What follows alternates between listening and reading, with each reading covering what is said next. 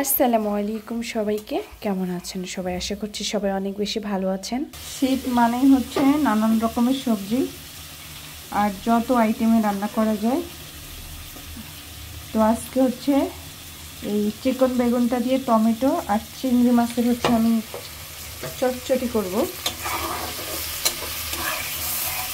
আগে হচ্ছে চিংড়ি মাছটাকে ভালো করে কষায় নিচ্ছি।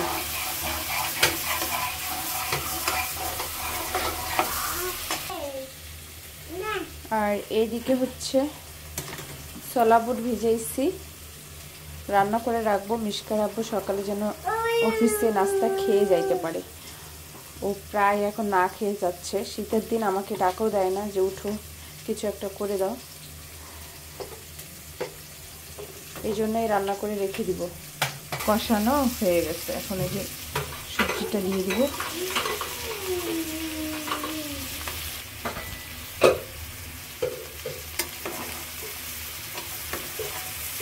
শীতে যাই রান্না করি, মানে যে কোনো সবজি রান্না করি, শীতের মধ্যে সবজির মজাই আলাদা। এই মজাটা আবার গরমের মধ্যে সব সবজিতে পাওয়া যায় না। মিষ্টার আব্বু এইভাবে রান্না করে দিলে খুব পছন্দ করে। তো এইভাবে হচ্ছে আগে একটু ভেজে নেব, ভেজে নিয়ে তারপরে হচ্ছে পরিমাণ মতো পানি দিয়ে দিব, যতটুকু চচ্চড়িটা হইতে লাগে।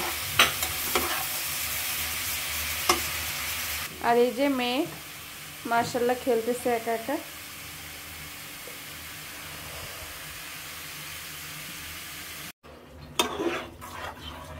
পানি দিয়ে দিলাম। টমেটো আর বেগুন দুইটাই তো অল্প জালেই সিদ্ধ হয়ে যায়, এই জন্য অল্প পরিমাণেই পানি দিচ্ছি। আর টমেটোটা দিচ্ছি একটু বেশি করে, এখানে 3টা টমেটো দিচ্ছি। টমেটো আমার কাছে কি যে মানে স্বাদ লাগে, সব কিছুতে টমেটো আর ধনিয়া পাতা আর পেঁয়াজ করে। এই শীতের সিজনটা আমার লাগবেই। তো এখন ঢেকে দিব।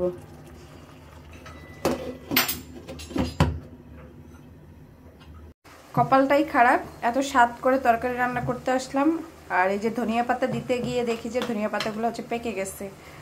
এখান থেকে এখন হচ্ছে বেছে বেছে যেগুলা পাকে নেই ওগুলা দিব তরকারিতে। আর এই যে দেখাই তরকারিটা হয়ে গেছে। সর্বোচ্চ 10 মিনিট তরকারিটা হইতে। যাদের হাতে সময় কম না, তারা এই তরকারিটা রান্না করতে পারবে। মানে এত তাড়াতাড়ি হয় আসলে। ওই যে টমেটো আর বেগুন দুটাই তো খুব আর্লি সিদ্ধ হয়ে যায়, এই জন্য আর কি এই তরকারিটা খুব তাড়াতাড়ি হয়। এই যেমন হয়ে গেছে, এখন ধনিয়া পাতাটা দিয়ে নামাই নেব। রাত 12টা বাজে, আমি এই যে ছোলাটা রান্না করতেছি। একদম দোকানের মতো হচ্ছে।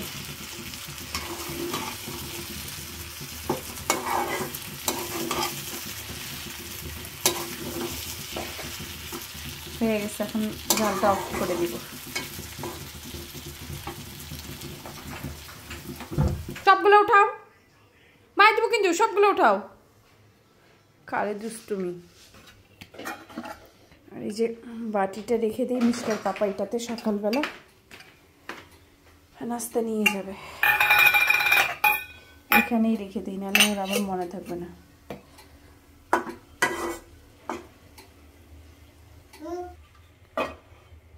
টাকা থাক।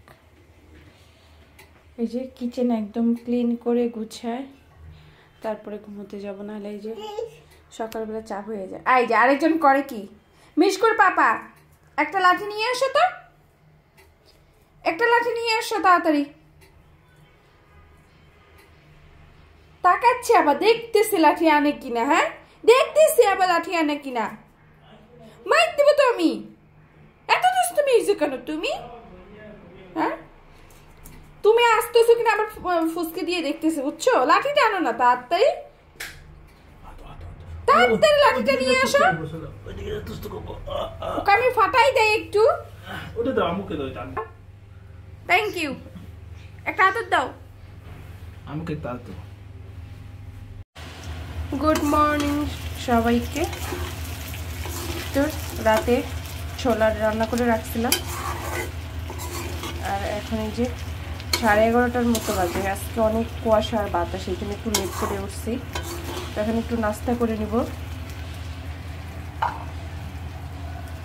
একদম ভাজা ভাজা করছি, তেলটা ছাড়ে দিচ্ছি। আর মিষ্টার পাপা সকালে নিয়ে গেছে কিছুটা,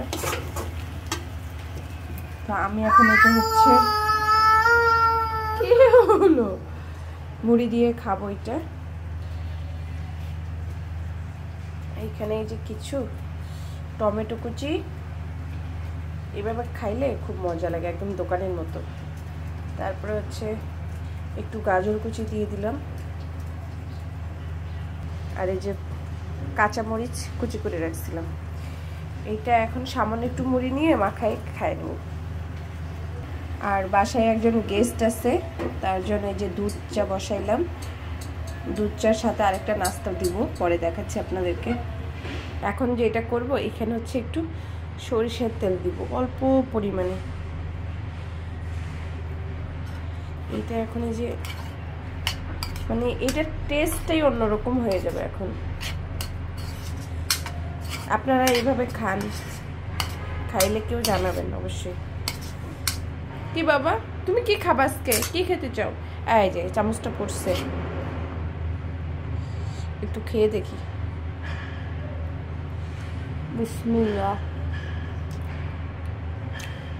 অনেক মজা, অনেক।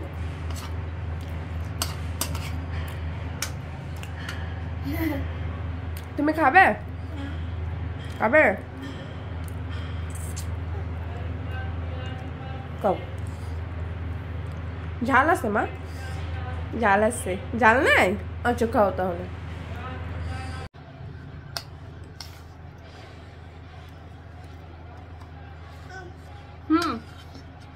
দাও। তো নাস্তাটা করে নিই, এরপরে দেখা হচ্ছে। ও আমরা মা মেয়ে হচ্ছে কিচেনে বসেই খাচ্ছি। আমি যে এখানে টুলের উপরে বসছি, আর এখানে এই যে আমার চা হচ্ছে, আর আমরা এখানে মা মেয়ে খাচ্ছি। আজকে সারাদিন আমার রান্না বান্না কিছু নেই, জাস্ট এই যে নাস্তাটা করে মা মেয়ে খেলবো। তো সবাই ভালো থাকবেন, আজকে এই পর্যন্ত। আসসালামু আলাইকুম, আল্লাহ হাফেজ।